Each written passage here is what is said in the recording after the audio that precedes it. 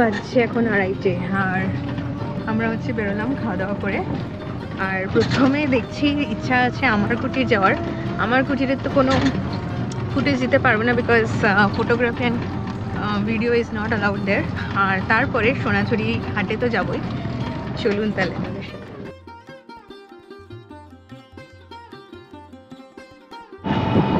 এটা হচ্ছে খোয়াই হাট বা সোনাঝুরি হাটের রাস্তাটা। আমরা তো আগে যাব হচ্ছে আমার কুঠির, তারপরে যাব ওখানে। সো দেখি কেমন, এখানেও কিন্তু অনেক খাবার hotel. Hey guys, welcome back to doctor Usha blogs. আবার একটা নতুন ভিডিওতে আপনাদের সবাইকে স্বাগত। আর এখন চলছে শান্তিনিকেতন সিরিজ, আর আমি গেছিলাম শান্তিনিকেতন 1 জানুয়ারি 2025। তার আগে বলে রাখি সকলকে হ্যাপি নিউ ইয়ার, অনেক অনেক ভালো কাটান সবাই এই নতুন বছরটা। আমরা এখন কিন্তু যাচ্ছি সোনাঝুরি ফরেস্টের পাশ দিয়ে। আমাদের এই ট্রিপটা কিন্তু জাস্ট একদিনের, মানে 1 নাইট 2 ডেজ বলা যেতে পারে। তো এটা একটা কিন্তু 1 ডে ট্রিপও বটে কলকাতা থেকে। আপনারা যারা একদিনের জন্য শান্তিনিকেতন আসছেন তারা কিন্তু এই ছোট্ট করে শান্তিনিকেতনকে ঘুরে দেখতে পারেন, যেমনভাবে আমরা দেখলাম। আমরা সবার আগে যাচ্ছি, যেরকম বললাম, আমার কুটিরে। আর আমার কুটিরে অ্যাকচুয়ালি কিছু ছোটোখাটো শপিং করব। আজ 1 জানুয়ারি বলে এই সোনাঝুরি যে ফরেস্ট যেখানে হচ্ছে হাটটা বসে, সেখানে কিন্তু প্রশাসন থেকে বারণ করা আছে বিকজ ইটস 1 জানুয়ারি। সেই জন্য তার পাশে আর একটা জায়গাতে হচ্ছে আজকে হাট বসেছে। তবে সেটা আমরা যাব আমার কুটিরের পরে। এখন আমরা যাচ্ছি আমার কুটিরের দিকে।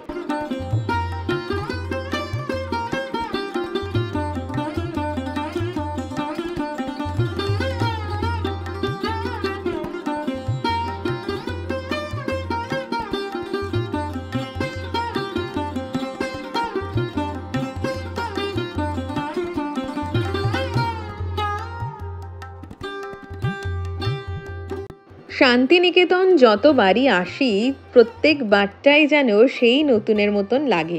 এই নিয়ে জানি না কতবার এলাম, অগন্তিক প্রায় শান্তিনিকেতন আসা, কিন্তু তাও প্রত্যেকবার কিন্তু ভীষণ ভালো লাগে।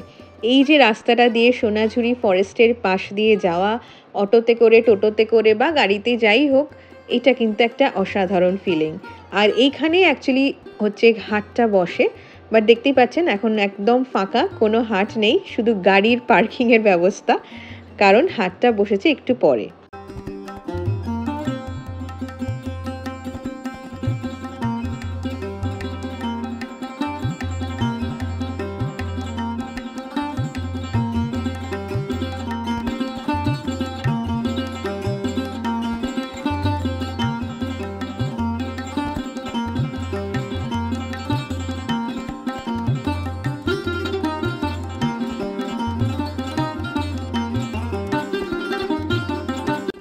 শান্তিনিকেতন কিন্তু যদি শীতকালে আসেন তাহলে ভালোই তোড়জোড় নিয়ে আসবেন।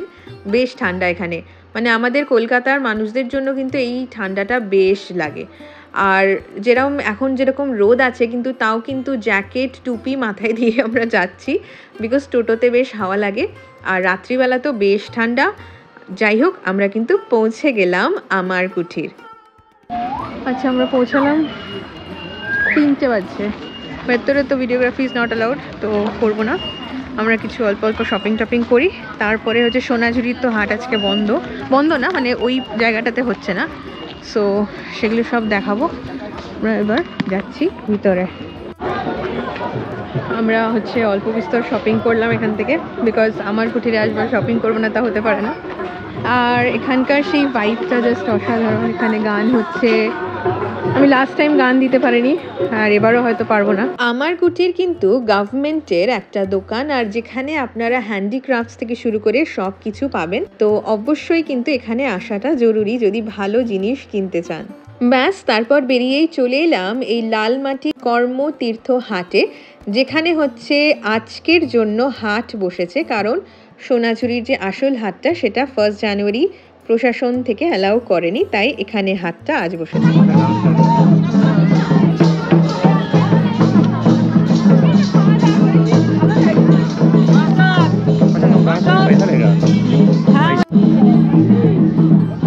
ভাইবটা কিন্তু সোনাঝুরি হাটেরই মতন, তবে জায়গা অনেকটাই কম, কারণ সোনাঝুরি হাটের ওখানে পুরো ফরেস্টটা জুড়েই হচ্ছে বসে জিনিসপত্র নিয়ে, আর এখানে খুবই ছোট্ট জায়গার মধ্যে বসেছে, but still we don't have any option. সোনাঝুরির হাট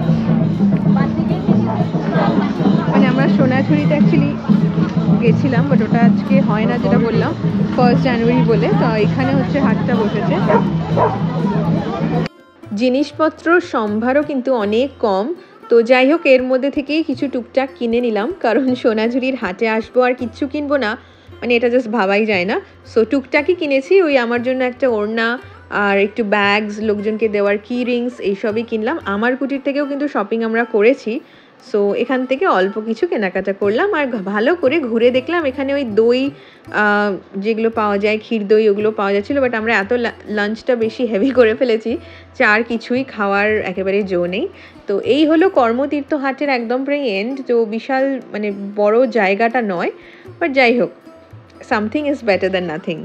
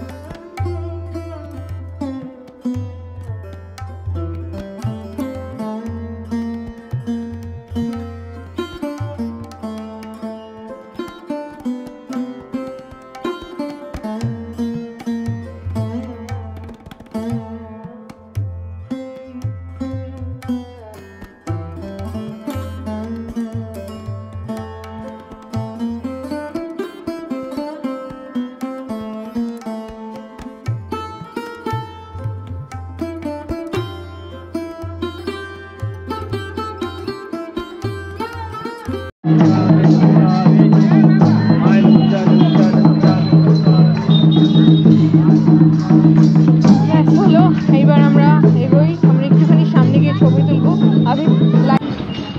আচ্ছা, এইখানে হচ্ছে বেলা শেষে, তারপরে বেলা শুরু, এইসব মুভির শুটিং হয়েছে। তাছাড়া হচ্ছে ওই ইষ্টি কুটুম বলে একটা সিরিয়াল হতো, সেই বাংলার কোন চ্যানেল আমার মনে নেই, বাট ইষ্টি কুটুমে সেই বাহা ছিল, সেই তার যে গ্রাম সেটা নাকি এখানে। আর এখানে ওখানে আবার বাউল গান হচ্ছে, কি সুন্দর গাও।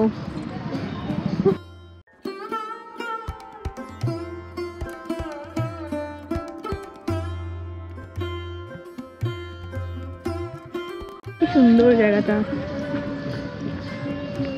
ক্লিয়ার একদম, দারুণ ফটো আসবে এখানে।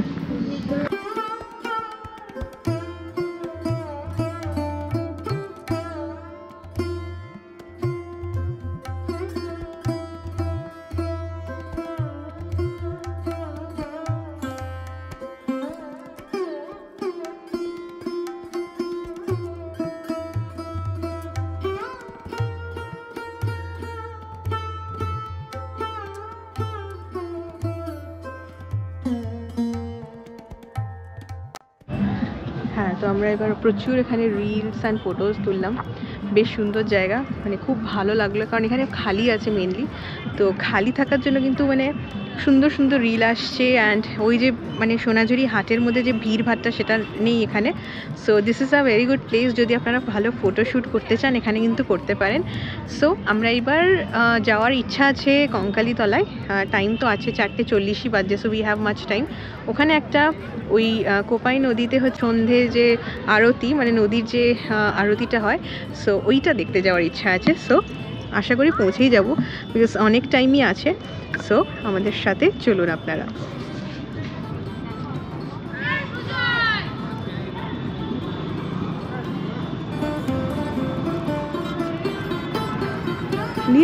ব্যাস বেরিয়েই হচ্ছে কঙ্কালীতলায় পৌঁছে গেলাম। ওই আধ ঘন্টা মতন লাগে ওখান থেকে টোটোতে করে। সন্ধে হয়ে গেছে, ঠান্ডা কিন্তু ভীষণ, মানে জাস্ট ভীষণ ঠান্ডা। আর কঙ্কালীতলা হচ্ছে একটা সতীপীঠ, আর আমি কিন্তু এখানে পুজো দেব ভেবেছি। আমরা পৌঁছে গেছি আর আমরা এখন যাচ্ছি পুজো দিতে। তো আমার ইচ্ছা ছিল পুজো দেওয়ার, এই যে নিয়েছি 100 টাকার পুজো। আর চলো আমরা এখন যাই ভেতরে।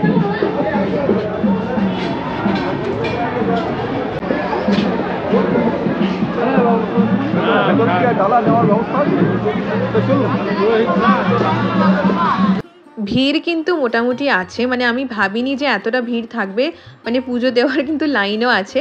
তো লাস্ট ইয়ার 2 জানুয়ারি আমি এসেছিলাম, আর মানে শান্তিনিকেতনে 3 তারিখ মনে এসেছিলাম কঙ্কালীতলায়। সেই ভিডিও আমার চ্যানেলে আছে, অবশ্যই একবার চোখ রাখবেন। মোটামুটি কিন্তু লাইন আছে, মানে আমি এক্সপেক্ট করিনি যে এতটা লাইন হবে, বাট আছে। আর আমার বেশ মন থেকে ইচ্ছা ছিল যে আমি পুজো দেবো, সো দ্যাট ইজ মানে এটা হলো পসিবল, বেশ ভালো লাগছে। আবার 1 বছর পরে এসে কেমন লাগছে? ভালো ভালো।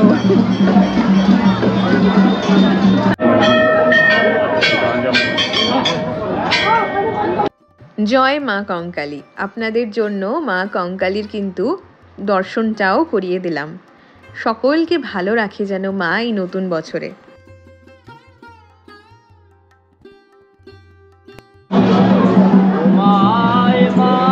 ভীষণ সুন্দর পুজো হয়েছে, মানে দারুণ পুজো দিয়েছি, আর দর্শন তো খুব ভালো হয়েছে, পুজো খুব সুন্দরভাবে দিলাম। আর এখন দেখবো হচ্ছে যেটা সন্ধ্যে আরতি হয়, নদীর আরতি, সেইটা। ভিড় মোটামুটি আসছে এখানে এখন। নতুন বছরের শুরুটা মা কঙ্কালীর পুজো দিয়ে করলাম। আপনাদের আমার ভিডিও কেমন লাগছে জানাতে কিন্তু ভুলবেন না কমেন্ট সেকশনে। এইখানে যে লেখা আছে উপরে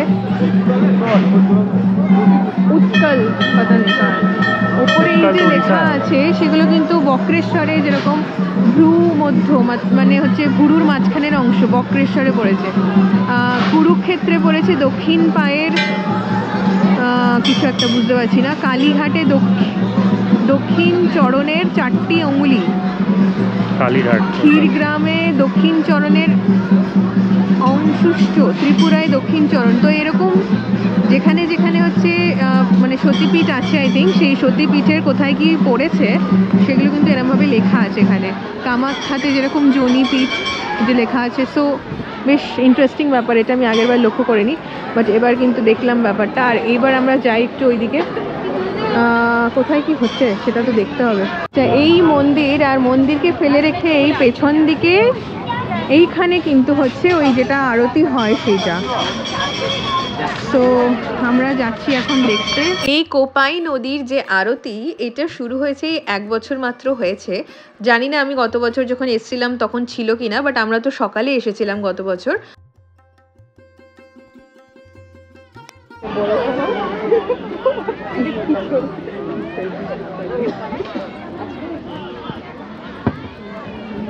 নদী, এবারে নদী আর নদী নেই।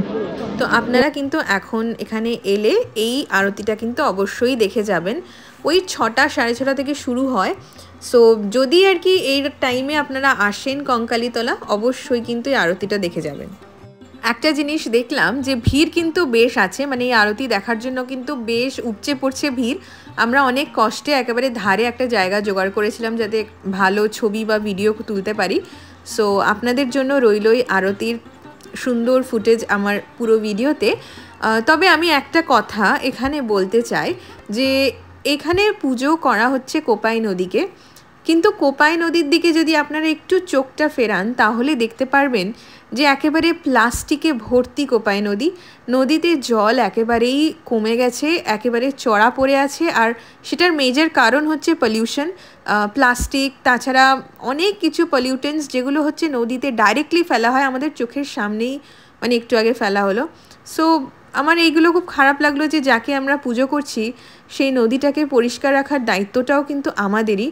তো জানি না এটা কেন সংস্করণ হচ্ছে না নদীটাকে অ্যাটলিস্ট পরিষ্কার করার, তবেই তো সেখানে আরতিটা একটা সাকসেসফুল হবে। আমি জানি না আমি ভুল কোথায়, এখানে ভুল আছি কি না, আপনাদের মতামত জানাবেন আমার কমেন্ট সেকশনে। বাট আই থিঙ্ক যে আরতি তবেই সাকসেসফুল হয় যদি আমরা নদীটাকে পরিষ্কার করি বা নদীর সংস্করণ করি, আর ওই প্লাস্টিক আর ওই ফুল আর ওই নোংরা আবর্জনাগুলো নদীতে না ফেলি। সেটা কোপাই নদী বলে না, যে কোনো নদীরই আমি কথা বলছি, বাট এখানে আমি কোপাই নদীর কথাই বলবো।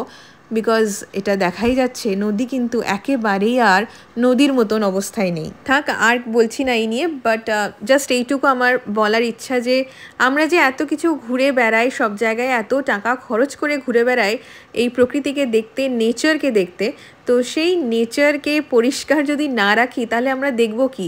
ওই কুরকুরের প্যাকেটটা যেটা পড়ে আছে জলের উপর, নাকি পাহাড়ের ওই চূড়োতে বসে দেখছি যে সিগারেট পড়ে আছে বা একটা অ্যালকোহলের বোতল পড়ে আছে। এইগুলো জাস্ট মানা যায় না। মানে আমরা মানুষ হিসেবে এগুলো কিন্তু একেবারেই মনুষ্যত্ব নয়। সো প্লিজ আপনারা যদি কেউ এরকম করেন, ফেলেন, তাহলে প্লিজ করবেন না। গার্বেজ কোথাও, যেখানে গার্বেজ ডাস্টবিন আছে সেখানে ফেলুন। আর যদি ডাস্টবিন নাই থাকে, নিজের কাছে একটা প্লাস্টিক বা ব্যাগ রাখবেন যেখানে ওগুলো ফেলবেন। রাস্তায় বা নদীতে বা পাহাড়ে যেখানে যাচ্ছেন সেখানে প্লিজ ফেলবেন না। বিকজ নেচারকে পরিষ্কার রাখার কিন্তু দায়িত্বটা আমাদেরই। বিকজ আমরা তো মানুষ, ভগবান আমাদের তৈরি করেছে, কিন্তু ভগবান আমাদেরকে এই দায়িত্বটাও দিয়েছে যে আমাদের চারপাশটা সুন্দর করে রাখার। যাই হোক, আর কথা বলবো না। এইবার আপনারা এনজয় করুন এই সুন্দর কোপাই নদীর আরতির মুহূর্তগুলো। আমরা কিন্তু বেশ এনজয় করেছি, তবে বেশ ঠান্ডায় কিন্তু কেঁপেওছি।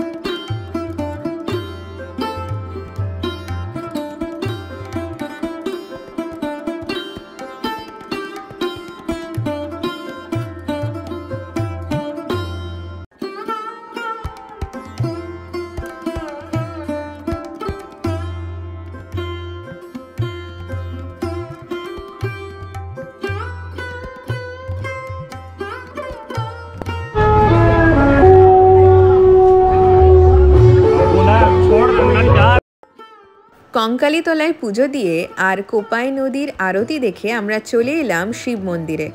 যদি কঙ্কালীতলায় আসেন অবশ্যই কিন্তু এই শিব মন্দিরটি দর্শন করবেন।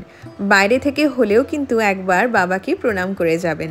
আর সতী মায়ের আর মহাদেবের মন্দির দুটো কিন্তু আলাদা জায়গায়, ক্যাম্পাসটা একই বাট একটু দূরে।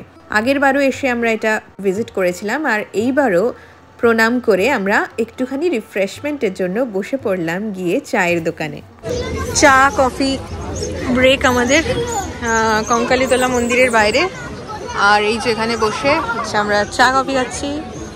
মোটামুটি চা কফিটা, চাটা হচ্ছে ঠান্ডা, তো যাই হোক একটু রিফ্রেশিং লাগছে। এখন বাজছে প্রায় 8:45 আর আমরা এখন বসে আছি কোথায়, এই তো একদম ডিভিকের যে বাইরে যে জায়গাটা, টেরেসটা, সেই টেরেসে। আর আমরা নিয়েছি হচ্ছে, আমি নিয়েছি কফি, কুনাল নিয়েছে চা, আর চলে এসেছে চিকেন পকোড়া।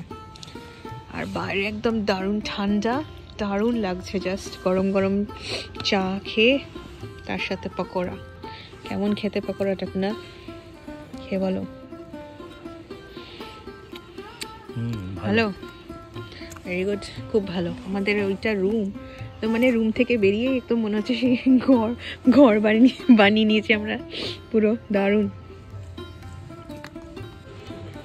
রাতে আমাদের হচ্ছে ডিনার, রুটি তড়কা, একেবারে রুমে বসেই আমরা খেয়ে নেব। আজকের গল্পটা এই অবধি থাক, এরপরে কিন্তু আমরা পরের দিন কোথায় গেছিলাম সেটা দেখতে পরের পার্টটা অবশ্যই দেখবেন। And yes, please subscribe to doctor Usha blogs. এই ভিডিওটা লাইক করবেন অ্যান্ড একটা কমেন্ট করে যাবেন যে আমার ভিডিওস আপনাদের কেমন লাগছে। শেয়ার করে দেবেন আপনাদের বন্ধুদের সাথে।